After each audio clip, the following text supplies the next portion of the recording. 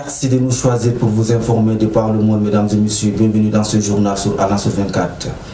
Un protocole d'engagement de non-agression entre les communautés ethniques a abéché dans la province du Ouaddaï ce 3 février 2022. C'est suite aux événements malheureux survenus en janvier entre les communautés.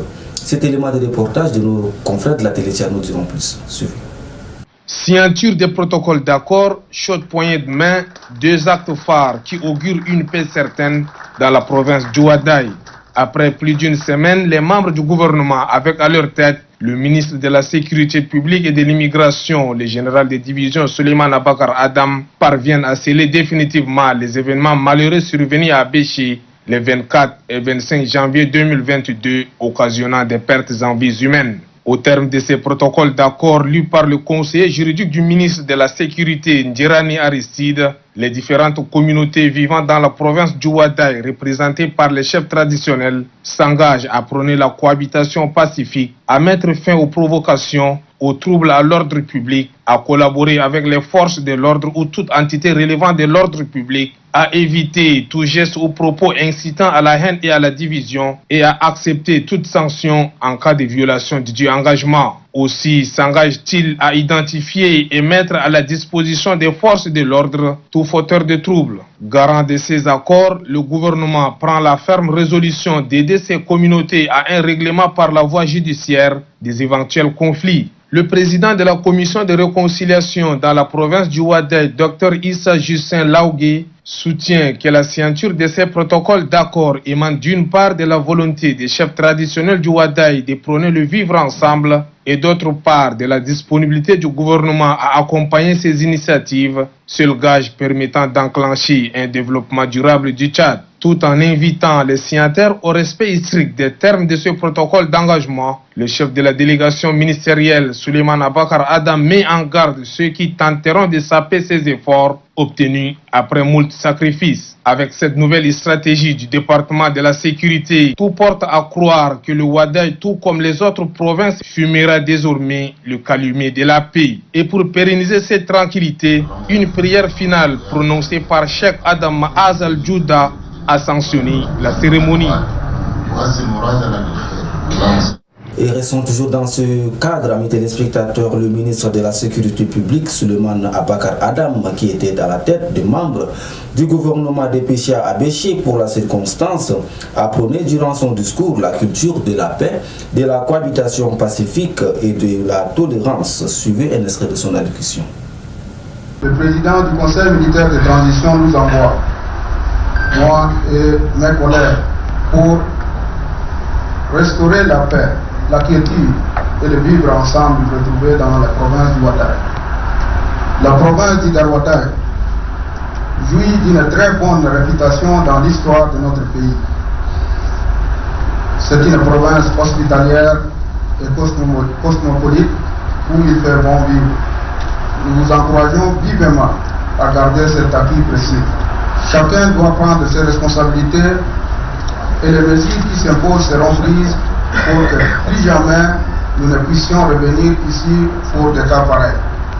Outre ces engagements, je voudrais ici attirer l'attention de tous que si ces accords d'Abéché sont bien appliqués et respectés, soyez rassurés que la paix est entre dans vos mains.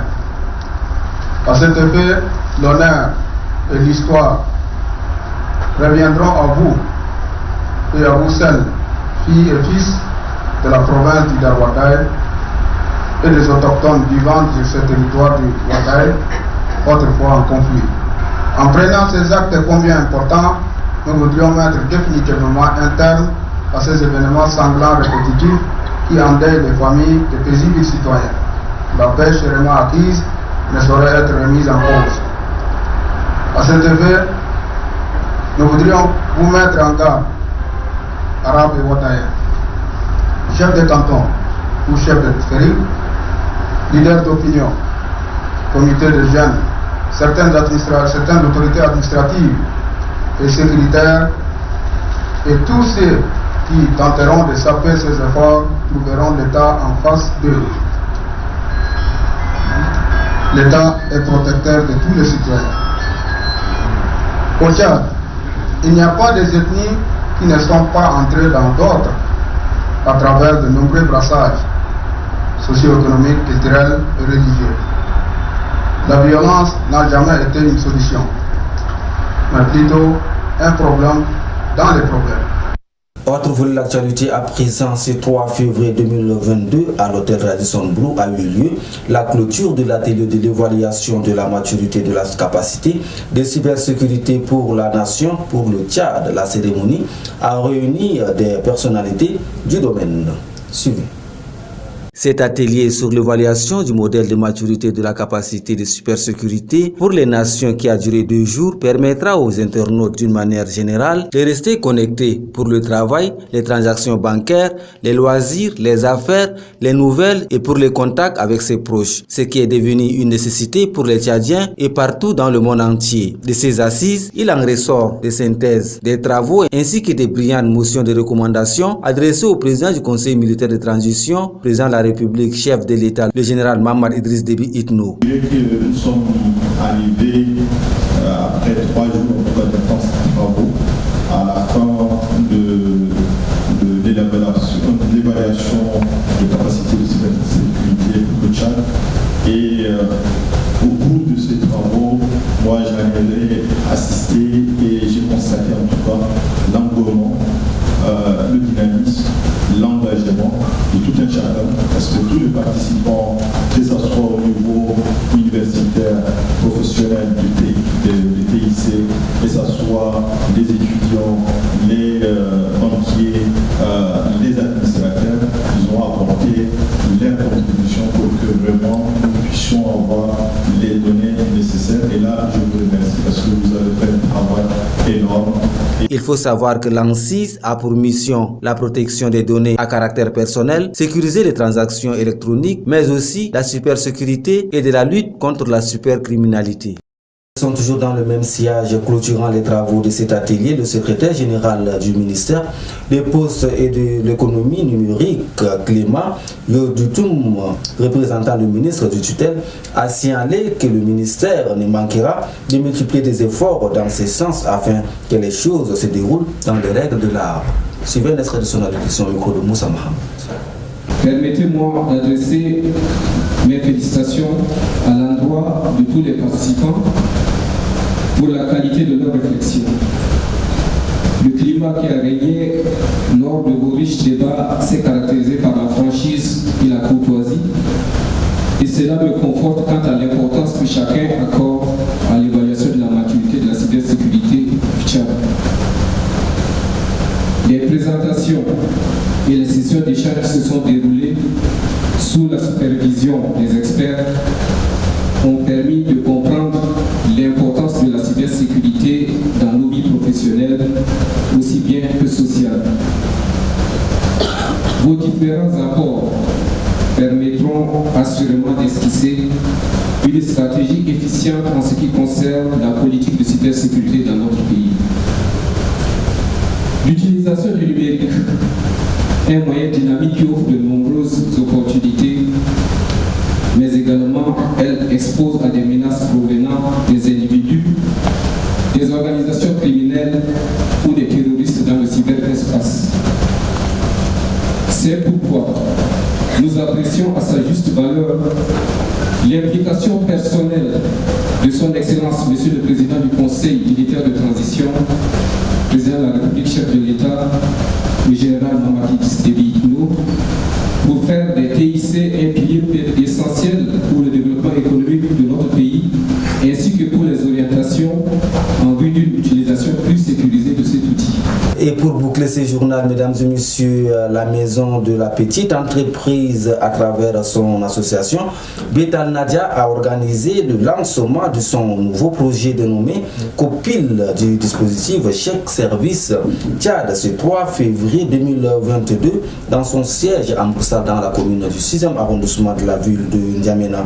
À ce sujet, suivez le DG de Betal Nadia, Youssouf Rahama Aman, qui explique l'avantage de ce projet. Il est au micro de Zéra Badogo, Clémence. Le chèque service Tchad, c'est quoi? C'est un nouveau dispositif initié par Betal Nadia grâce à l'appui de ses partenaires, de son assistance technique et avec l'appui financier de l'Agence française de développement. Il est certes initié par l'association Betanadja, mais il n'a pas pour objectif de juste être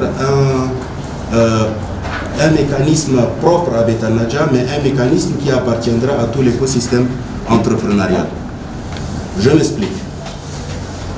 Le chèque service 4, en fait, c'est un dispositif de subventionnement total ou partiel de prestations de services dont ont besoin les entrepreneurs pour développer leur projet de création et de développement d'entreprise.